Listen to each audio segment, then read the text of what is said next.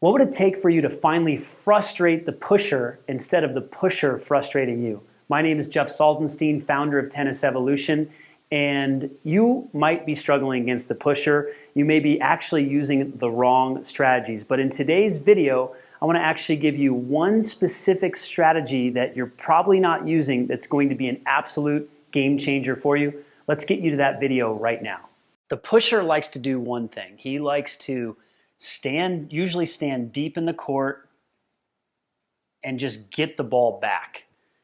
He'll move the ball around, he'll slice and dice you, he'll hit high balls, he'll hit deep down the middle. He's just trying to frustrate you.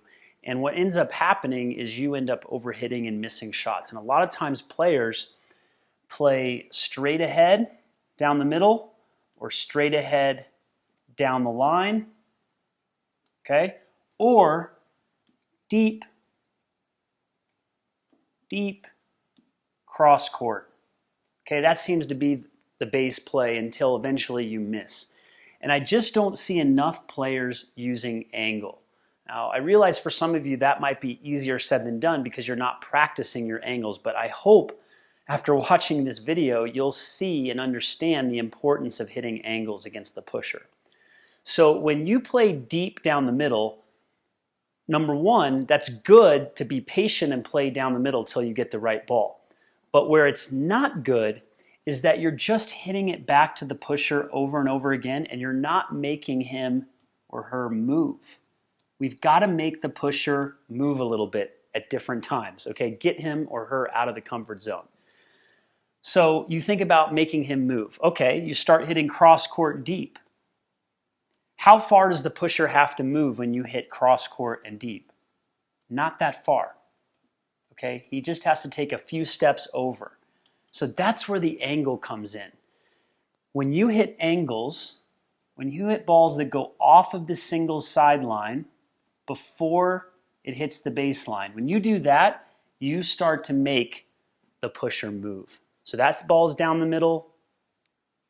That ball's down the middle, patience, and now there's a chance to hit this ball with angle.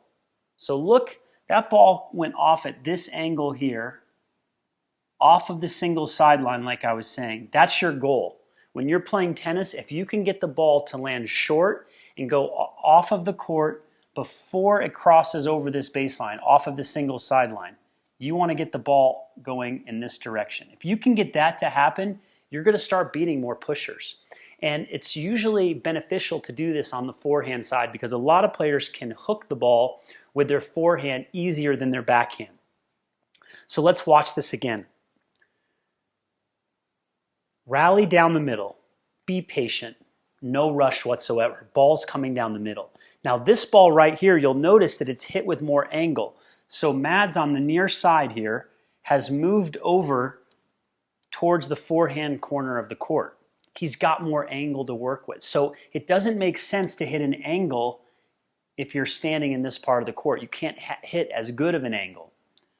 So your goal is to wait until you get a ball that comes in this direction, or in this case, if you were going to hit a backhand, it would come in this direction where you have more angle to use it. And at this point, again, your goal is to hit the angle so that it bounces around the service line. We want the service line. We do not want the baseline. If you aim deep cross court, like I said before, you're not making the pusher move very far. But when you hit the angle, he's going to have to move this far. That's a good distance to have to cover. And not only does he have to move across, but in many cases, he's going to have to move up a little bit. So it's a double whammy. Lots of advantages to using angle to beat the pusher, and you have the whole court to do whatever you want on the next shot. Now, in my opinion, it's not enough just to hit forehand angles. You want to be able to hit backhand angles as well. Now, we talked about earlier how many times it's easier to hook the ball with a forehand off the court. Just easier to hit angles with forehands. But if you can hit angles with your backhand, whether you have a two-hander or one-hander, you're going to be at a distinct advantage. So this is a shot you should practice when you're practicing or on a ball machine. Get comfortable hitting backhand angles. It will serve you well against the pusher. Now let's notice this rally. A lot of balls being hit down the middle of the court. Again, we're focusing on patience, playing down the middle, not taking a lot of risk. The pusher's just standing back there. And then when you get a little bit of angle, you can hit that angle backhand, open up the court, and win the point. So one reason why it's so important to use the backhand angle is that many players have worse backhands. So you'll notice that Mads was playing down the middle for 2-3 balls, and then as soon as this ball comes with angle to his backhand, you'll notice he has a shot to hit an angle on now. Look how far out he is. This is a perfect opportunity for him to hit a sweet, sweet angle over here. If Mads had tried to hit an angle from this area of the court more through the middle, then the angle wouldn't have been as good. And then it doesn't make Simon move as much. So it's definitely better to wait until you get your opponent to hit a ball actually towards the sideline. And as long as you're balanced, you do not want to hit an angle here if you're off balance. But you can see that Mads is on his front foot. So he's in a position where he can hit an angle because he's balanced. He's not struggling on this ball. So just keep that in mind, that if you're not balanced and you're moving out wide, just play the ball deep cross court or deep through the middle or even high down the line. So now watch this angle here. Lots of spin on it.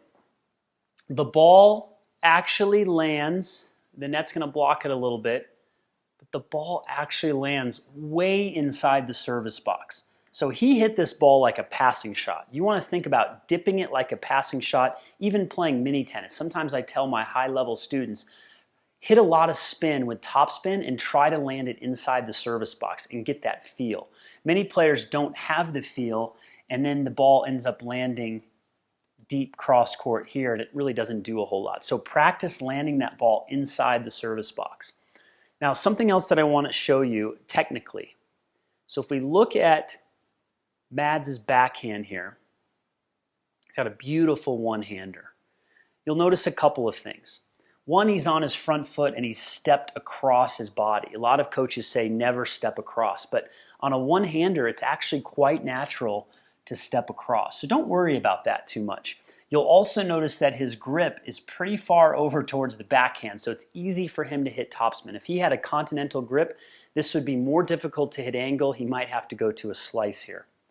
Now let's fast forward this one frame at a time. Look at his offhand, really helping him with balance, okay? And it really doesn't flail too far back away from his body. But what I really want you to notice is look at that finish.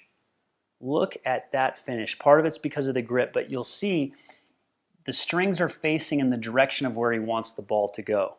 And then as this goes forward, look how the strings are still facing at this point, still facing in the direction of where he wants the ball to go. And he uses what I call the French flair. He turns that hand over like the French do, and that's how he gets that added topspin. So you want to add that French flair at the very end, but make sure when you do that that you extend first. A lot of players don't extend when they use that French flair. So let's go forward, excuse me, a little bit more. Notice when he finishes, he squares up a little bit, not a lot, but he squares up enough, and then look at where the racket is still. The ball is about to go over the net, and the racket is still in this position. He hasn't brought it down to the ready position yet. So this is an awesome position to model when you're wanting to hit this backhand angle. Just some technical footwork stuff that you can take a look at as you're trying to beat the pusher. You might as well know how to move and how to swing as you're hitting this angle. And of course, he hits a great ball here. And what I love about this is that, remember, Simon was back here. Instead of running across the court, because the angle was hit so steep and short, he has to move up and reach for this low ball. I'm going to do that arrow again. He has to reach. He has to move up. It's got a mind of its own. He has to move up and reach for this ball.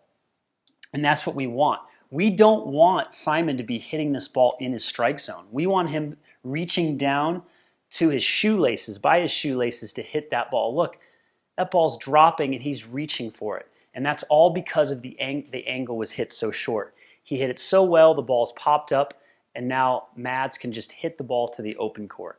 I hope you got a lot of value out of this video lesson today. And again, if you use this one strategy to hit angles, to hit those angles against the pusher that's standing far behind the baseline, you can completely frustrate the pusher. So here's what I want you to do right now. If you haven't already, give us a thumbs up if you like this video. Make sure that you are subscribed to the channel and you turn on your notifications so that you can be updated on our weekly videos. And make sure that you tell your friends about Tennis Evolution. We want to get more and more people involved in our amazing community. Also, if you really enjoyed this video, you can head over to tennisevolution.com and we've got free tips over there and also premium content that's going to help you take your tennis to the next level. We'll see you at the next video lesson. Thank you so much.